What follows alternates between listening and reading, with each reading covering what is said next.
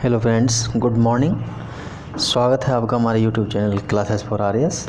और हमारी जो क्लास चल रही थी विश्व इतिहास,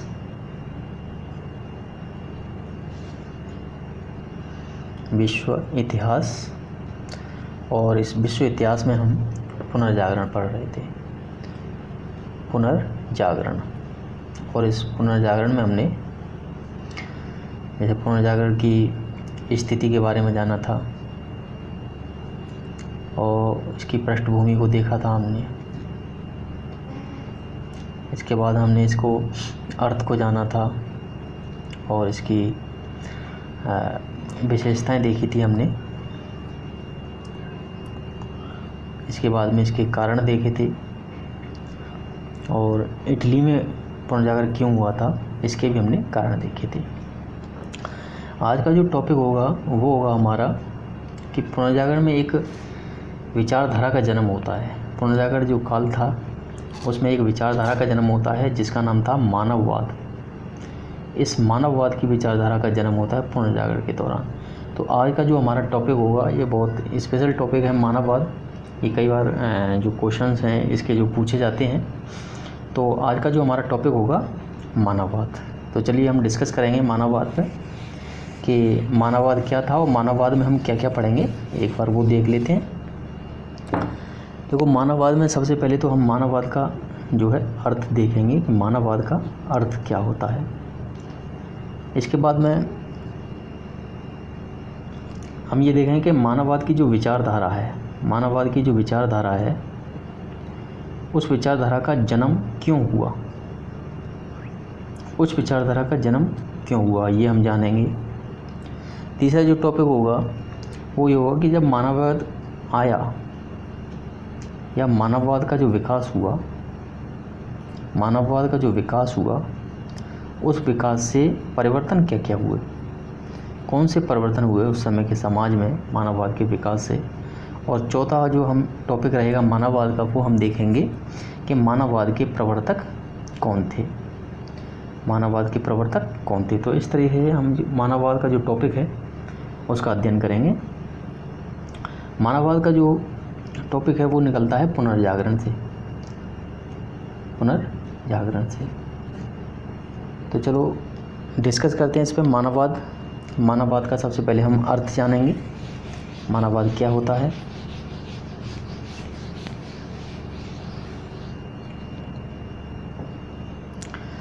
मानववाद का अर्थ, तो इसकी एक सिंपल परिभाषा या ये सिंपल शब्दों में कहें तो ये कहेंगे कि ऐसी विचारधारा,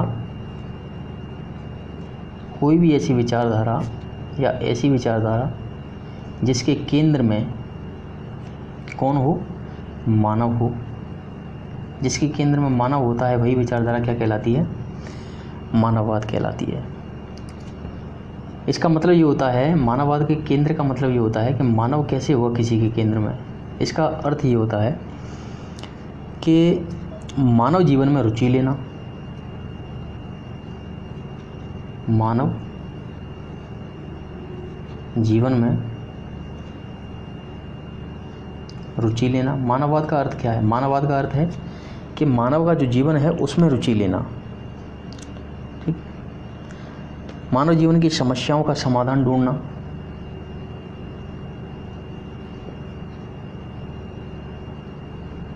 मानव जीवन की समस्याओं का समाधान ढूंढना,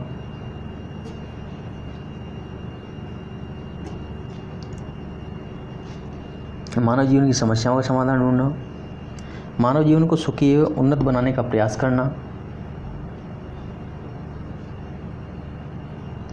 मानव जीवन को सुखी एवं उन्नत बनाने का प्रयास करना,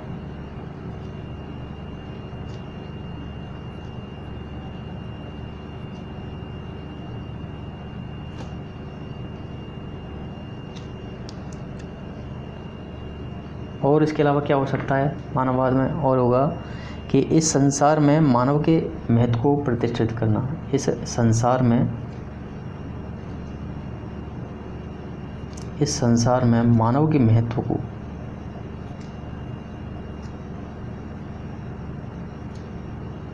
प्रतिष्ठित करना।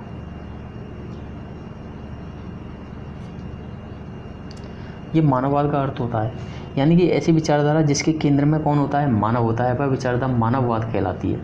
वह विचारधारा क्या कहलाती है, वो विचारधारा कहलाती है मानववाद। यानी कि मानववाद की विचारधारा में सारी चीज़ों का केंद्र बिंदु मानव होता है, मानव होता है। तो यही जो विचारधारा मानव कहलाती है। तो मानव का जो जीवन होता है उसमें रुचि ली जाती है। मानववाद की विचारधारा कहती है कि मानव का जो जीवन है उसमें रुचि लो, ठीक है। उसके अलावा संसार में जितनी चीज़ें हैं उन सभी को अवॉइड करो, केवल जो मानव का जीवन है उसमें रुचि लो। मानव जीवन की जो समस्याएं हैं उनका समाधान ढूंढो, आप इधर उधर की बातों पर ध्यान मत दो, केवल मानव जीवन की जो मूलभूत समस्याएं हैं उनको ढूंढो। मानव का जो जीवन है उसको सुखी और उन्नत बनाने का प्रयास करो, ठीक है। और इस संसार में जो मानव है उस मानव के महत्व को देखो। तो ये कहलाती है मानववाद की विचारधारा। अब ये जो विचारधारा है मानववाद की विचारधारा, इसके कुछ अंश हमें यूनानी साहित्य में देखने को मिलते थे, यूनानी साहित्य में हमें देखने को मिलते थे। यानी कि हमारा क्वेश्चन ये है कि मानववाद क्या होता है। मानववाद ये होता है, मानववाद की जो विचारधारा है लोगों में पुनर्जागरण काल में क्यों आई, क्योंकि उस समय लोगों ने अपने यूनानी और रोमन साहित्य को पढ़ा, अपना जो पुराना जो यूनानी और जो रोमन साहित्य उसको पढ़ा, उसमें उन्हें इस मानववाद का झलक देखने को मिली थी। यूनानी साहित्य में ऐसा बताया जाता है कि यूनानी साहित्य में इहलोक पर ज़्यादा जोर दिया जाता था, इहलोक पर ज़्यादा जोर दिया जाता था और परलोक पर कम जोर दिया जाता था। कहने का मतलब है कि इस समय में जब ये सभ्यता पनपी थी, यूनानी सभ्यता, तो लोग अपना जो वर्तमान का संसार है उस पर ज़्यादा ध्यान देते थे। वर्तमान में हमारे पास क्या है, हम उसका कैसे भौतिक रूप से आनंद ले सकते हैं, कैसे दैहिक रूप से आनंद ले सकते हैं, ठीक है। वो ईश्वरी कल्पनाओं को कम करते थे, वो ईश्वरी कल्पनाओं को कम करते थे। अपनी कल्पनाओं में वो ईश्वर को ना रख के वर्तमान संसार को रखते थे। यही जो विचारधारा थी आगे चल के मानववाद का रूप ले लेती है पुनर्जागरण काल में। अब ये हो गया मानववाद का अर्थ। अब अर्थ के बाद हम देखेंगे कि मानववाद की विचारधारा का जन्म क्यों हुआ। ये हमने अर्थ देखा कि मानववाद क्यों, मानववाद का अर्थ होता है कि मानव के जीवन में रुचि लेना।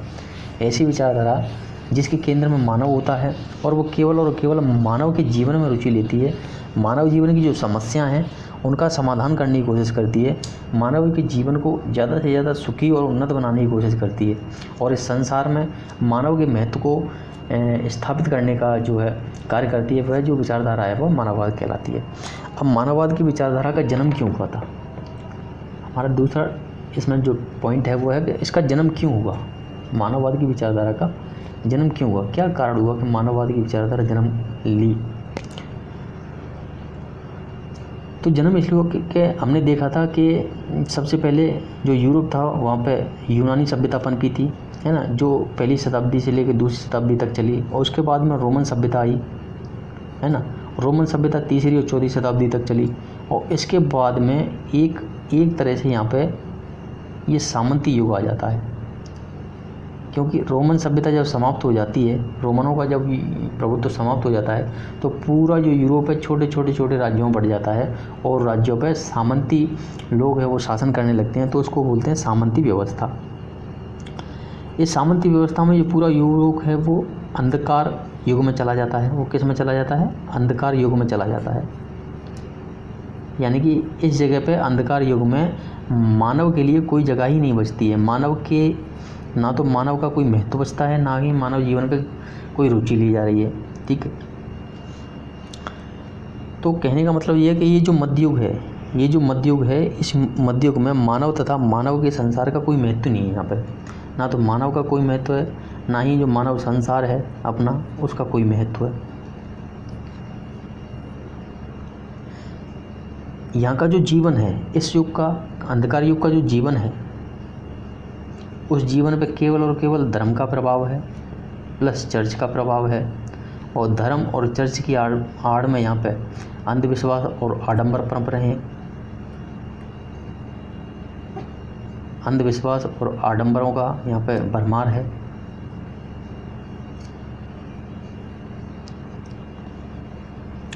और केवल इतना ही, यहाँ का जो अध्ययन अध्यापन का जो कार्य है, इस युग का, जो मध्य युग की बात कर रहे हैं, जो हम सामंती युग की बात कर रहे हैं, सामंत युग में जो अंधकार युग चल रहा है, उस अंधकार के युग में जो जीवन है, वो जीवन पे केवल धर्म और चर्च का प्रभाव है। और इनके प्रभाव से, इनकी आड़ में यहाँ पे अंधविश्वास और आडंबर का बोलबाला है। मानव का और मानव के संसार का कोई महत्व नहीं है। यहाँ पे जो अध्ययन है, जो अध्ययन के विषय हैं, वो केवल और केवल क्या हैं? धर्म से संबंधित हैं। यहाँ पे केवल जो विषय हैं वो धर्म से संबंधित हैं। उन विषयों में मानव का कोई भी स्थान नहीं है। ठीक है। और तीसरी चीज़ यहाँ पे दैहिक व भौतिक सुख के स्थान पर, दैहिक और भौतिक सुख के स्थान पर आध्यात्मिक व स्वर्गीय सुख प्राप्त करने पर जोर दिया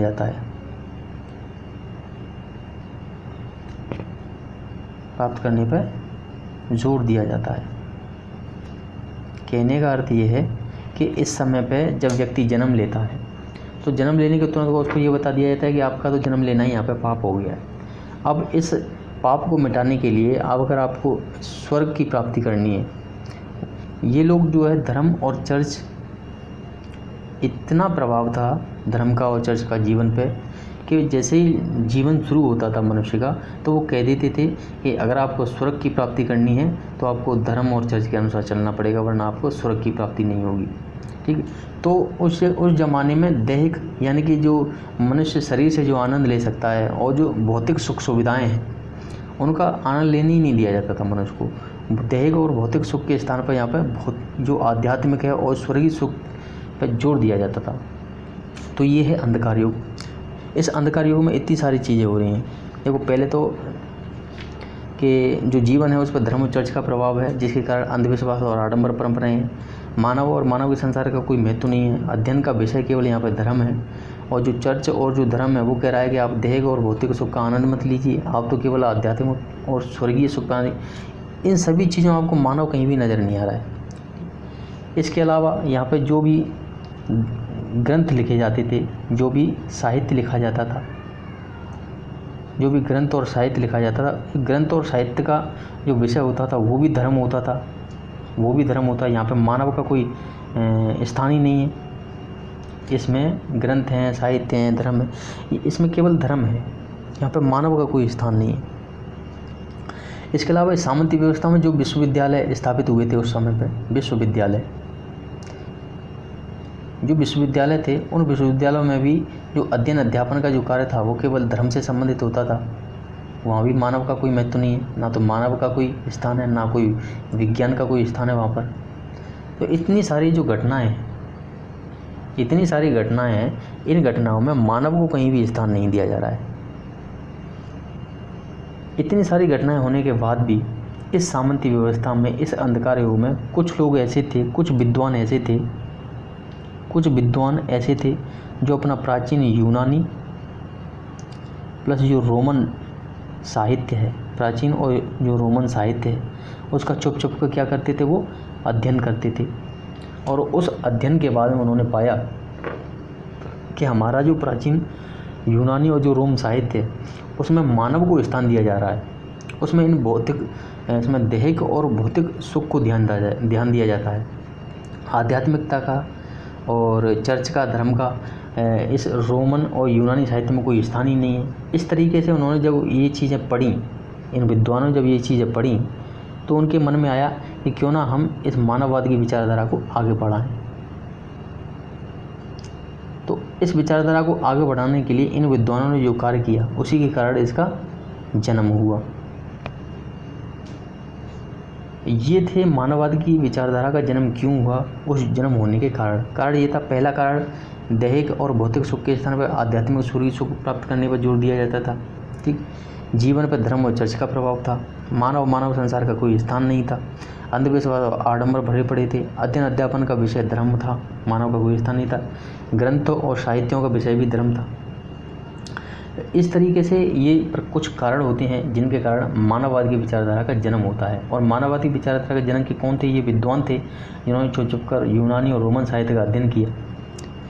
अब हम देखेंगे कि ये जो इसका जन्म होता है, जब यूनानी और रोमन साहित्य पढ़ने के बाद में जब विद्वानों ने इसका प्रचार किया मानववाद का, धीरे धीरे छुप छुप के जब इसका प्रचार किया तो धीरे धीरे ये भावना लोगों में आने लगी और मानववाद को वो प्रमुखता देने लगी। तो जब मानववाद का विकास हो जाता है, जब मानववाद का फिर यूरोप में विकास हो जाता है, तो उस विकास के बाद में क्या परिवर्तन आते हैं? विकास के बाद में परिवर्तन क्या आते हैं? विकास के बाद में क्या परिवर्तन आते हैं? इन परिवर्तनों पर अपन एक चर्चा करेंगे कि क्या परिवर्तन आते हैं। तो मानववाद की जब विचारधारा आई, मानववाद की जब विचारधारा पनपी, तो उस मानववाद की विचारधारा जब पनपी तो पनपने के बाद में एकदम से अचानक ही क्रांतिकारी परिवर्तन आने शुरू हो गए, जो है क्रांतिकारी परिवर्तन आना शुरू हो गए। और ये क्रांतिकारी परिवर्तन क्या क्या थे वो देखते हैं। अब क्या होता था कि अब धर्म के स्थान पर मानव ने स्थान ले लिया। धीरे धीरे धर्म के स्थान पर मानव को स्थान दिया जाने लगा। जो मानववादी विचारक थे अब वो धर्म के बजाय मानव को अपने जो विचार थे उनमें लाने लगे। इसके अलावा साहित्य व कला, साहित्य और कला में धर्म के स्थान पर अब मानव को रखा जाने लगा। धर्म के स्थान पर, क्योंकि ये विचारधारा मानव के लिए, धर्म को दूर करके मानव को इस विचारधारा में लाना है। मानववादी की विचारधारा ये कहती है कि सब जगह केवल केंद्र बिंदु में मानव होना चाहिए। तो इसलिए जो भी परिवर्तन हो रहे हैं वहाँ यहाँ पर वो सब मानव से रिलेटेड हो रहे हैं। धर्म के स्थान पर मानव आ गया है, साहित्य और कला में धर्म के स्थान पर मानव आ गया है। अब क्या हो रहा है कि देवी देवताओं की जो स्तुतियाँ हैं, देवी देवताओं की स्तुतियों, साथ ही साथ में जो उपदेश होते थे देवी देवताओं के से संबंधित जो उपदेश होते थे चर्च के, धर्म के, उनके स्थान पर अब लोग मानव जीवन, प्रेम, घृणा, विरह, मिलन, इन चीज़ों पर जोर देने लगे। अब इन चीज़ों पर अपने विचार प्रकट करने लगे। अब वो देवी देवताओं की स्तुति पे अपना समय खर्च नहीं करते थे। वो अब फालतू के जो उपदेश होते थे उन पर ध्यान नहीं देते थे। अब वो केवल मानव जीवन पर ध्यान देने लगे कि प्रेम का क्या महत्व है जीवन में, घृणा का क्या महत्व है, विरह क्या होता है, मिलन क्या होता है, इन चीज़ों पर ज़्यादा जोर देने लगे वो। अब वो परलोक के स्थान पर इहलोक को स्वर्ग बनाने की सोचने लगे। अब परलोक के स्थान पर क्या आ गया? मानववादी विचारधारा में इहलोक आ गया। इहलोक को स्वर्ग बनाने की सोचने लग गए। अब देवी देवताओं के स्थान पर, देवी देवताओं की पूजा के स्थान पर लोग जो बीमार होते थे, बेसहारा होते थे, गरीब होते थे, उनका ध्यान रखने लग गए। यानी कि यहाँ भी मानव केंद्र में आ रहा है, देवी देवता धर्म हट गए हैं। ठीक है, इस तरीके से मानववाद की जो विचारधारा आई है ना, जो मानववाद की जो विचारधारा आई उसमें इतने सारे परिवर्तन होने शुरू हो गए। अब केवल इतना ही नहीं हुआ, मानववाद की विचारधारा ने ये भी किया कि पहले जो चर्च ने जो धर्म बता दिया, चर्च ने जो धर्म बता दिया उसी धर्म को मानना होता था, व्यक्ति को वही धर्म अपनाना होता था। मानववाद ये कहता है कि मानववाद केवल मानव की बात नहीं करता, मानव की बात तो इसमें प्रमुख केंद्र में है। मानववाद ये भी कहता है कि धर्म को हम अपनाएंगे लेकिन हमारी मर्जी होगी उस धर्म को अपनाएंगे। तो मानववाद की विचारधारा ने ये कहा कि हम अपनी इच्छानुसार, हमारा जो इच्छा करती है उस पद्धति से हम पूजा करेंगे, हमारी जो इच्छा करती है जिस भगवान को हम मानेंगे। मानववाद की विचारधारा ने ये एक परिवर्तन लाया। साथ ही साथ अब जो पठन पाठन के विषय होते थे, अब जो पठन पाठन के जो विषय होते थे यानी पढ़ने के जो विषय होते थे, उन विषयों में भी धर्म के स्थान पर मानव को रखा जाने लगा, विज्ञान को रखा जाने लगा, मानव को रखा जाने लगा, विज्ञान को रखा जाने लगा। तो इतने सारे परिवर्तन आने शुरू हो जाते हैं मानववाद की विचारधारा के बाद में। तो मानववाद की विचारधारा से हम देखेंगे कि क्या परिवर्तन आए, क्योंकि मानववाद की विचारधारा का जन्म क्यों हुआ ये हमने देखा। तो जन्म इसलिए हुआ था क्योंकि हर एक क्षेत्र में वहाँ पर धर्म को देखा जाता था, मानव का कोई स्थान नहीं होता था, केवल और केवल धर्म, चर्च और उनकी बातें होती थी।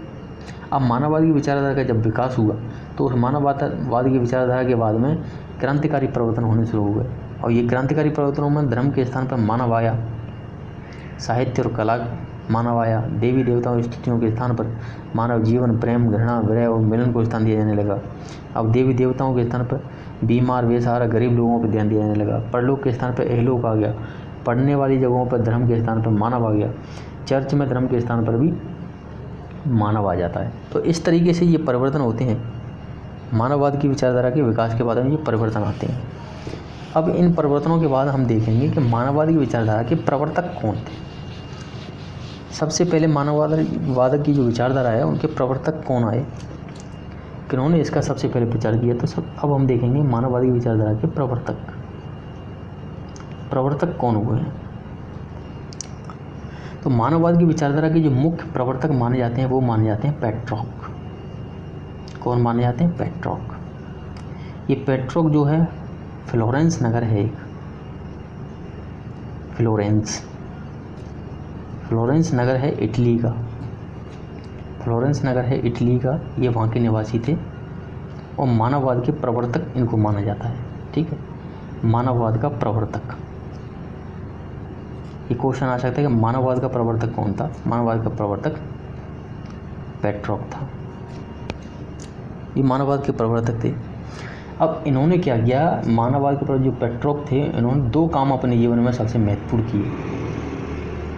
पहला काम इनका जो सबसे महत्वपूर्ण ये था कि इन्होंने क्या किया कि जो उस समय के जो मठ थे, जो चर्च थे, है ना, जो भी इस तरीके के मठ होते थे, उन मठों में जो पुरानी पांडुलिपियाँ होती थी, पुरानी पांडुलिपि जैसे रोमन यूनानी साहित्य की, विज्ञान से संबंधित जो भी पुरानी पांडुलिपियाँ होती थी, उन सब को इन्होंने क्या किया? संग्रहण किया। ठीक है, और इन सब को इन्होंने क्या किया? संग्रहण किया। और केवल संग्रहण ही नहीं किया, उस संग्रहण को करने के बाद में इन्होंने इन पुरानी पांडुलिपियों से, पुरानी पांडुलिपियाँ थीं उनको पढ़ा, और पढ़ने के बाद में जो नवीन पांडुलिपियाँ थीं उन नवीन पांडुलिपियों में इन्होंने परिवर्तन किए। क्या किए? परिवर्तन किए। पहला काम तो इनका ये था कि उन्होंने पुरानी पांडुलिपियों को सबको संग्रहित किया, जितनी भी सारी पांडुलिपियाँ थीं यूरोप में, उन सभी का इन्होंने संग्रहण किया, और संग्रहण करने के बाद में उनको पढ़ा, और पढ़ने के बाद में जो नवीन पांडुलिपियाँ थीं उनमें जो करेक्शन करना था इनको, वो सारा करेक्शन इन्होंने किया। दूसरा, इन्होंने सोचा कि अब मैंने करेक्शन कर दिया, सारी पांडुलिपियों को इकट्ठा कर लिया, तो अब इनको आम लोगों तक कैसे पहुंचाया जाए। तो पेट्रॉक ने क्या किया, आम लोगों तक कैसे पहुंचाए, इसके लिए उन्होंने पुस्तकालयों की स्थापना शुरू कर दी। धीरे करके उन्होंने पूरे यूरोप में पुस्तकालयों की एक श्रृंखला स्थापित कर दी। तो पेट्रॉक के जीवन के मानववाद की विचारधारा को आगे बढ़ाने के प्रमुख जो काम थे हुए थे, एक तो उन्होंने तो पुरानी पांडुलिपियों को खोजा, संग्रहण किया, दूसरे पुस्तकालयों की स्थापना। इन पुस्तकालयों में आम लोग आया करते थे, ठीक है, और आम लोगों के इन्होंने क्या किया, स्थानीय भाषा में ही इनका अनुवाद करा दिया था, स्थानीय भाषा में ही इन पांडुलिपियों का अनुवाद करा दिया था। तो इस तरीके से स्थानीय निवासी अपने प्राचीन यूनानी और रोमन साहित्य को पढ़ने लगे, और उसमें जो मानववाद की विचारधारा के जो बिंदु थे उनको ग्रहण करने लगे। इस तरीके से जो मानववाद की विचारधारा है पूरे यूरोप में फैलने लग गई। ठीक, अब ये तो थे मानववादी विचारधारा के इटली में जो प्रवर्तक थे, ये कहाँ के थे? इटली के थे। ठीक है, अगर क्वेश्चन है कि ब्रिटेन में मानववाद की विचारधारा के प्रवर्तक या अग्रणी कौन रहे, तो ब्रिटेन में मानववाद की विचारधारा के जो अग्रणी थे वो थे ऑक्सफोर्ड व कैम्ब्रिज विश्वविद्यालय।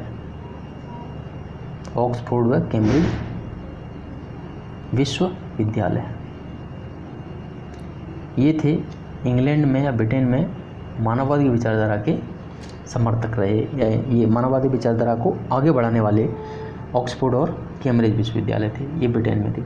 तो इस तरीके से हमने देखा कि मानववाद, आज हमने अपने ये कॉन्सेप्ट लिया जो पुनर्जागरण का एक बहुत ही महत्वपूर्ण कॉन्सेप्ट है, और ये क्वेश्चन कई बार आता है। ये आर्यस मैन में तो आता ही है, साथ ही साथ जो बीए के एग्ज़ाम्स होते हैं, ग्रेजुएशन लेवल के जो एग्ज़ाम्स होते हैं, या फिर जिनमें भी जो विश्व इतिहास आता है, तो उसमें मानववाद की विचारधारा जरूर आती है, जहाँ भी पुनर्जागरण टॉपिक आता है। तो हमने देखा मानववाद का क्या अर्थ है, उसके बाद हमने उसको देखा कि इसका जन्म क्यों हुआ, इसमें परिवर्तन क्या आए, और परिवर्तन आने के बाद में इसके प्रवर्तक कौन रहे। इसके प्रवर्तक हैं, मानववाद के प्रवर्तक पेट्रोक हैं, जो फ्लोरेंस नगर इटली के निवासी हैं। इन्हें मानववाद का प्रवर्तक या मानववाद का पिता कहा जाता है। मानववाद का पिता भी था, फादर ऑफ ह्यूमनिज्म, मानववाद का पिता कहा जाता है। तो इस तरीके से जो मानववाद का टॉपिक है ये यहाँ पे समाप्त होता है। और पुनर्जागरण का ये टॉपिक है मानववाद। इसके बाद में हम पुनर्जागरण के अभी जो बाकी टॉपिक्स हैं उन पर हम एक बार नज़र डाल लेते हैं। जैसे पुनर्जागरण के जो टॉपिक हैं, तो साहित्य, पुनर्जागरण में जो साहित्य लिखा गया, पुनर्जागरण में जो विज्ञान में प्रगति हुई, पुनर्जागरण काल में जो कला में प्रगति हुई, इन सभी चीज़ों को हम पढ़ेंगे कि पुनर्जागरण के काल में साहित्य में होने वाले परिवर्तन, पुनर्जागरण के काल में विज्ञान में होने वाले परिवर्तन, कला के क्षेत्र में होने वाले परिवर्तन, और इससे संबंधित जो साहित्यकार हैं, जो वैज्ञानिक हैं, इस काल के जो कलाकार हैं, उन सभी के बारे में हम वन बाई वन पढ़ेंगे। और इसके बाद में सबसे लास्ट में जो पुनर्जागरण के जो परिणाम आएंगे, उन पुनर्जागरण के परिणामों का भी हम अध्ययन करेंगे। और उसके बाद में जो आर्यस मैन 2016 और 2018 में जो आर्यस मैन में जो क्वेश्चन आए हैं विश्व इतिहास के, हम उनको एक नज़र से देखेंगे कि किस तरीके से, किस टॉपिक से कैसे क्वेश्चन आते हैं। तो फ्रेंड्स, आप सभी से निवेदन है, आज की हमारी जो क्लास है यहाँ पर समाप्त होती है। अगर आपको हमारी क्लास अच्छी लगती है तो उसको लाइक करें, सब्सक्राइब करें, कमेंट करें, और दोस्तों के साथ इसको शेयर करना ना भूलें।